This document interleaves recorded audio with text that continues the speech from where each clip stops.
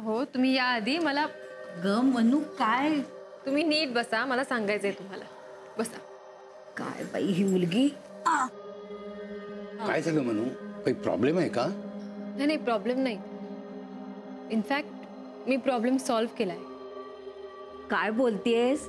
मी post ग्रॅज्युएशनसाठी मुंबईच्या बाहेर जायचं ठरवलंय. दिल्लीला. ऍडमिशन घेतलीस तू?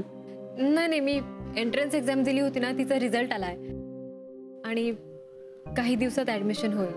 तू खरंच आम्हाला सोडून इतक्या लांब जाणार आहेस? लग्न झालं असतं तर जाणारच होते ना बँगलोरला. अगं हो, ते वेगळं ग. तू आता एकटीच एवढ्या लांब जाणार, आम्हाला इथे काळजी वाटणार नाही का ग? हा, मी म्हणते जायलाच हवं का इतक्या लांब? इथे होणार नाही का तुझं पुढचं शिक्षण? नाही आजी, इथे नाही. मला इथे नाही राहायचं, प्लीज. मनू, कसं ग करशील एकटीने एवढ्या लांब जाऊन? अगं तिथे राहशील कशी एकटी? खाण्यापिण्याचं काय करशील? होईल सगळं मॅनेज, पण इथे नको. आणि आमचं काय ग? अहो तुम्ही पण बोला ना जरा. मालती, जाऊ दे तिला. तिचा निर्णय तिला घेऊ दे. आपण मध्ये नाही पडायचं त्यात. अहो पण मालती, तिला तिच्या मनाप्रमाणे वागू दे. तिला ठरवू दे. कारण आपण ठरवलेलं पक्क होत नाही, सिद्ध झालंय ते. मनू, तुला हवी तिथे ऍडमिशन घे तू. आम्ही आमचं बघू आणि ईशाला सुद्धा सांभाळू. मी तुम्हाला गेल्या वेळेला म्हणाले होते ना, यापुढे मला जे करायचंय ते मी करेन. सो मी तेच केलंय. मॅडम, मला जरा शांतपणे नीट एक्सप्लेन कराल का? ओके. माझी मुलगी ईशा दळवींच्या घरी होती. सो मी पोलीस घेऊन गेले आणि माझ्या मुलीला माझ्या ताब्यात घेतलं. तिला विक्रांत जबरदस्ती घेऊन गेले होते का? नाही, आजी आजोबा घेऊन गेले होते ईशाला दळवींच्या घरी. मग काय, मी न्यायला गेले होते ईशाला दळवींच्या घरी. विक्रांतनी आणि त्याच्या घरच्यांनी नेहमीप्रमाणे माझा अपमान केला. मी काय करायला हवं होतं? गप्प बसायला हवं होतं. पण आपली बाजू काय आहे हे बघायला नको का? मुळात हे सगळं करण्यापूर्वी कायद्याच्या दृष्टीने काय योग्य आहे हे बघायला हवं होतं ना तुम्ही. हे बघा, कायद्याची भाषा ना तुम्हाला कळत असेल, मला फक्त आणि फक्त माझ्या फायद्याची भाषा कळते. मॅडम, तुमचा फायदा करून देण्यासाठी आम्ही बसलोय ना इथे. तुम्ही स्वतःहून अशा ऍक्शन घेऊन तोट्यात का जाताय? म्हणजे? अहो, अशा पद्धतीने पोलिसांची मदत घेऊन मुलीचा ताबा मिळवणं हे आपल्या केसच्या दृष्टीने किती धोकादायक आहे माहितीये तुम्हाला? आणि त्यात तुम्ही म्हणालात की तुमच्या आई वडिलांनीच तिला तिकडे नेऊन सोडली म्हणून, बरोबर? सो प्रॉब्लेम काय आहे?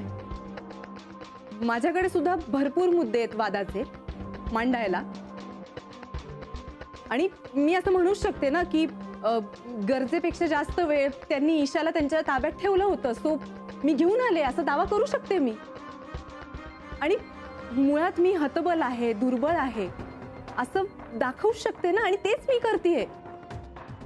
उलट तुम्हीच इकडे बसलात काही न करता, विचार करत. हे बघा मॅडम, तुम्ही एकाच बाजूने विचार करताय आणि ही गोष्ट लक्षात घ्या की ते सुद्धा त्यांच्या बाजूने विचार करत असतीलच. या सगळ्या अविचारानं केलेल्या गोष्टी केसमध्ये तुमच्याच विरोधात उभ्या राहतील आणि मग तुम्हाला तुमच्याच मुलीची कस्टडी मिळणं सुद्धा अवघड होऊन बसेल.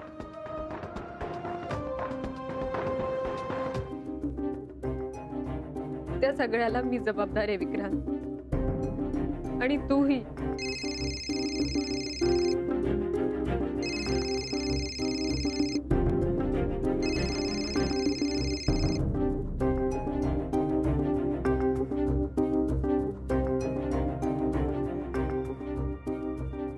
धडधडतंय का मला मानसीला फोन करताना? का हिम्मत होत नाहीये?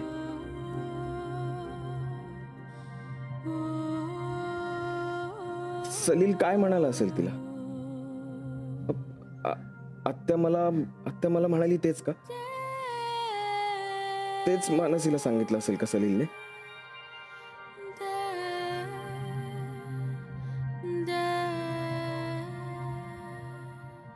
प्रेम आमच्यामध्ये प्रेम आहे माझ्या बाजूने सुद्धा.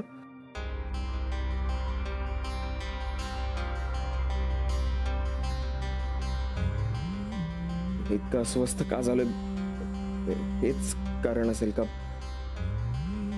नाही नाही नाही, पण हे खरं नाहीये. हे चूक आहे.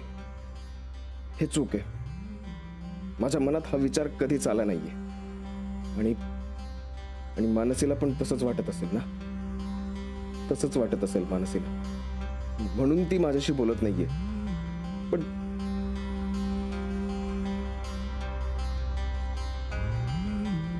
न बोलून कसं चालेल? हे स्पष्ट होणं गरजेचं आहे ना.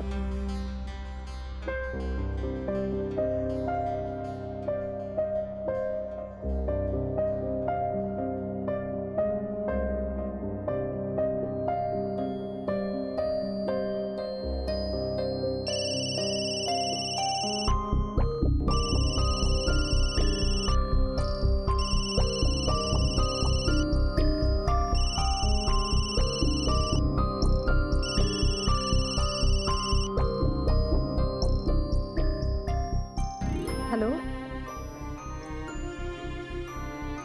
Hello hello Vikrant.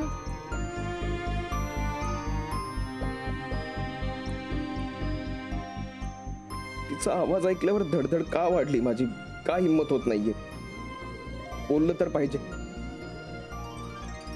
तिच्या मनात काय चाललंय हे कळलं तर पाहिजे मला.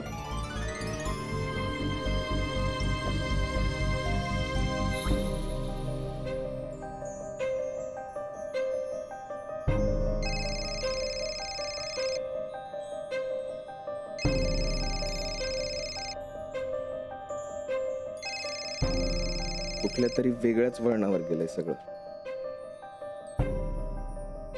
कदाचित जे चाललंय ते जसं आहे तसंच दिसतंय, पण तसं ते मी पाहिलं नाहीये.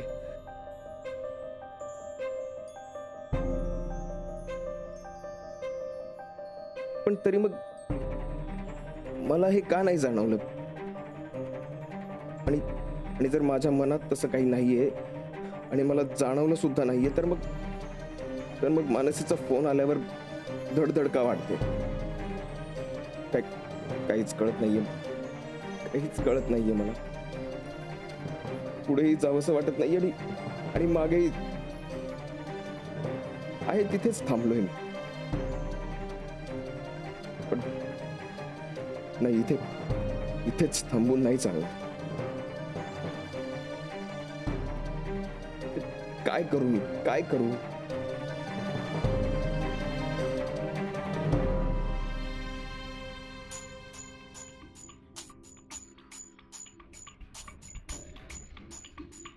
वकील जे म्हणाले ते बरोबर आहे. मी एवढी घाई करायला नको होती का? त्याच्यामुळे सगळंच फिसकटलं तर? ईशाचा ताबा आता मी मिळवलाय, पण दळवींना ईशाचा ताबा परत द्यावा लागला तर? माझ्याकडून मला काही मदत मिळणारच नाहीये. खरं तर ना, मला ईशा हवी सुद्धा आणि नकोय सुद्धा. नाही, पण ईशा नको असली तरी तिचा ताबा मला हवाय. कारण तो ताबा मला बऱ्याच गोष्टी मिळवून देणार आहे.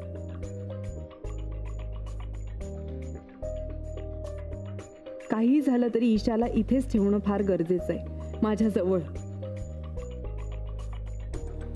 आजी आजोबांना तर ईशाला सांभाळायला अजिबात जमणार नाहीये आणि मी तिला हातही लावणार नाहीये. म्हणजे आता राहिली मानसी.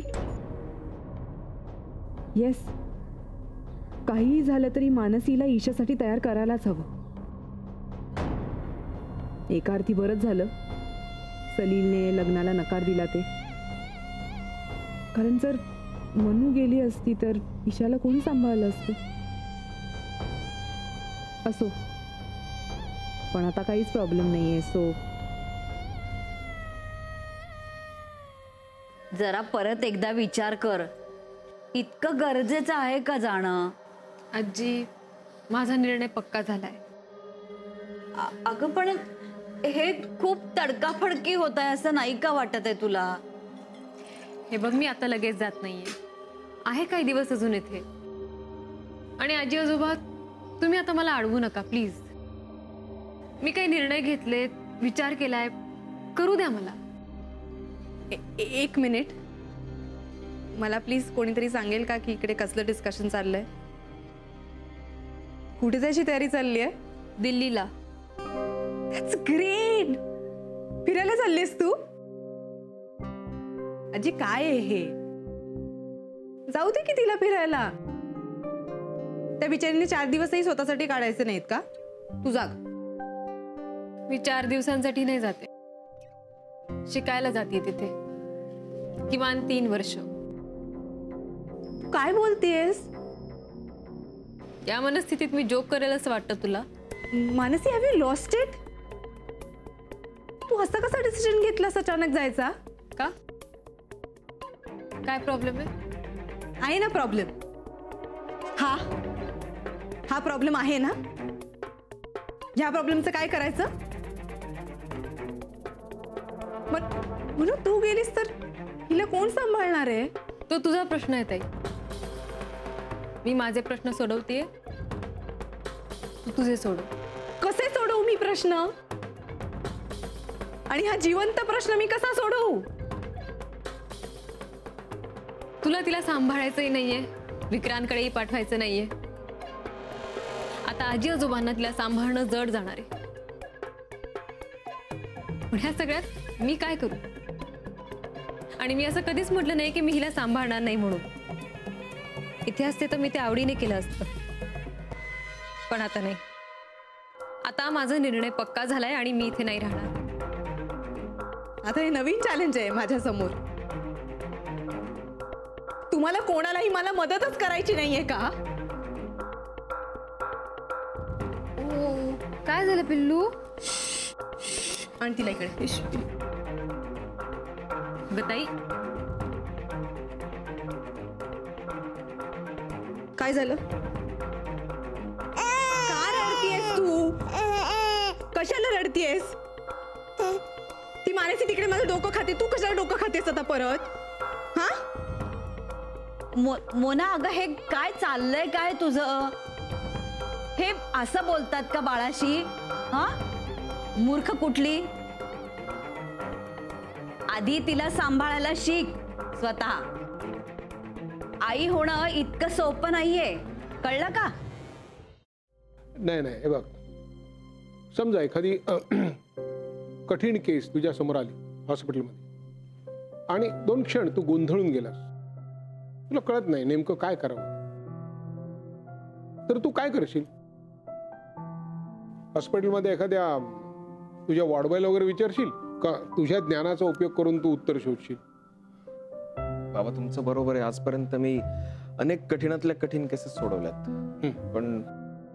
पण माझा ज्ञानाचा उपयोग करून मी ही सिच्युएशन नाही सोडवू शकत. हे वेगळं आहे, जास्त कॉम्प्लिकेटेड आहे. सलीलने जो निर्णय घेतलाय त्याला मी जबाबदार आहे असं म्हणाली ती. हे तिला म्हणायचंय की सलील तिला असं म्हणाला असेल? असं म्हणजे काय? म्हणजे आमच्यामध्ये काही बाबा, निर्मला आत्या सुद्धा मला म्हणाली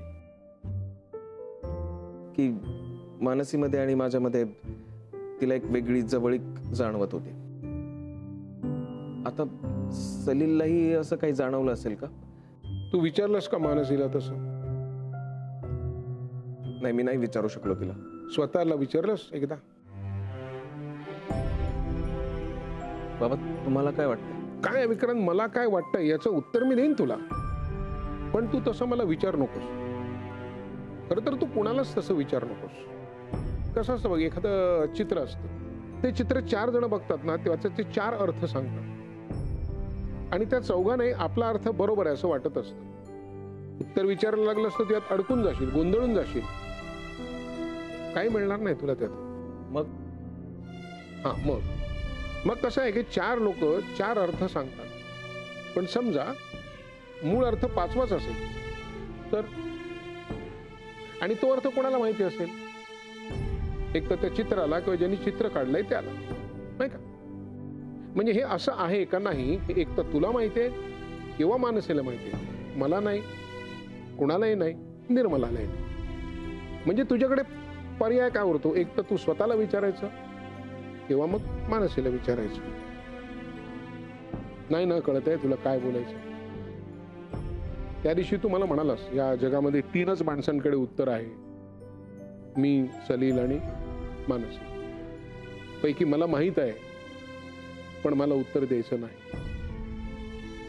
बरोबर होतं तुझं, मी तुला टाळलं. पण तू जास्त विचार करू नकोस याचा.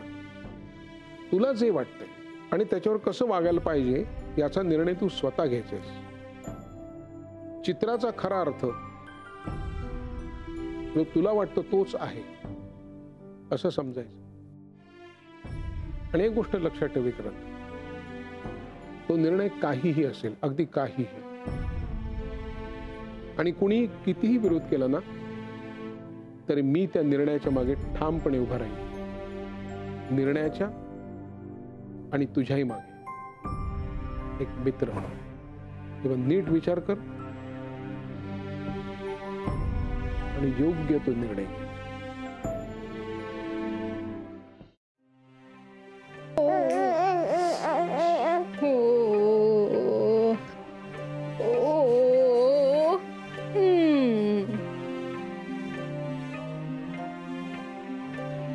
झोप येत नाहीये का? झोप येत नाहीये. हा? ओ सॉरी, मला वाटलं तू माझ्याशी बोलतीस. का झोप येत नाहीये ग? राग आलाय खूप मला, माझा? विक्रांतचा.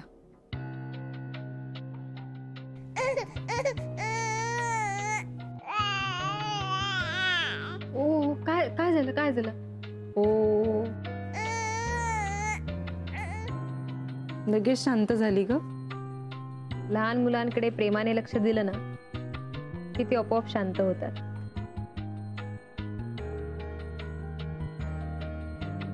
मला राग कसला आलाय माहितीये? विक्रांतने लग्न करून मला तर सुखी केलंच नाही, पण तुला सुद्धा दुःखच दिलं ना, याचा राग आलाय मला खूप. आता बघ ना, तो कुठे, तू कुठेस, आणि सगळ्यात महत्वाचं म्हणजे मी कुठे. काही अर्थ आहे आपल्या नात्यांना? काहीच नाही. या त्रिकोणातल्या 3ही कोणांना काहीच अर्थ नाहीये ग. आणि हो, विसरलेच की मी, ईशा, तिचं काय? आता तर काय तू सुद्धा निघून जाशील. तिचं काय होणार आहे मग काय माहिती. मानसी, तू चाललीस ना? ताई, माझा निर्णय पक्का आहे.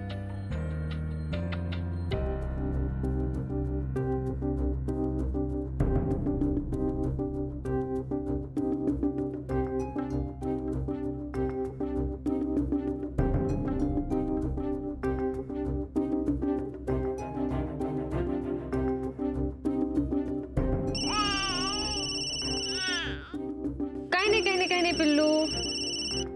ओ काय आवाज झाला? फोन का कट केला? हिला बोलायचं नाहीये का?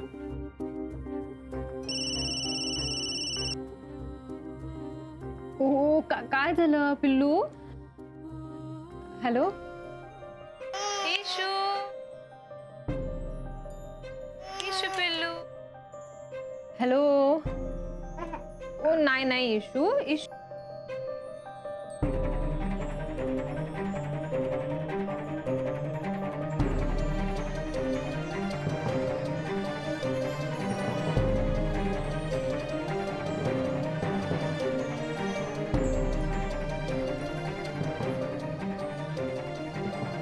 काय दुर्दैव आहे. मी ईशाचं रडणं थांबवू शकत नाही आणि मानसीला हसवू शकत नाही. आज मी जगातला सगळ्यात कम नशिबी माणूस आहे.